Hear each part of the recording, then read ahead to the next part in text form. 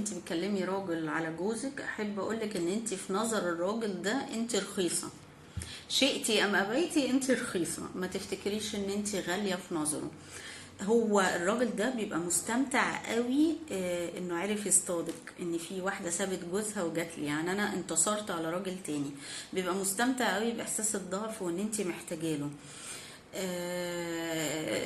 خلاص هيخلص احساس الاستمتاع ده ويروح يصطاد واحدة تاني من اول وجديد. احساس الصيد ده والنصر ان انا خدت واحدة من راجل تاني، خلاص هيخلصوا معاكي، يروح يشوف غيرك. بس بالله عليكم يا ستات، اي ست بتسمعني اقسم لك بالله انا عارفه انت هتلاقيكي من جواكي، لو انت بتغلطي الغلطه دي وبتكلمي راجل تاني هتلاقيكي من جواكي بتقولي ايه، هي صح كلامها صح بس ما ينطبقش عليا، لان انا بحب راجل محترم وفعلا بيحبني وهو مش وحش. لعبة شيطانية قديمة قوي ان الشيطان يقنع كل حد بيعمل حاجة غلط ان خلي بالك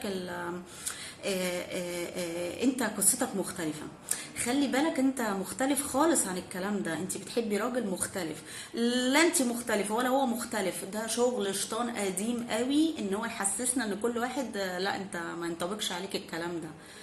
فبالله عليكي اول ما هيشبع هيرميكي، مش هيتجوز واحدة خانت حتى لو خانت عشانه. طب بقول ايه الراجل بيخون مراته؟ بقول له مش مستاهله، والله ما مستاهله.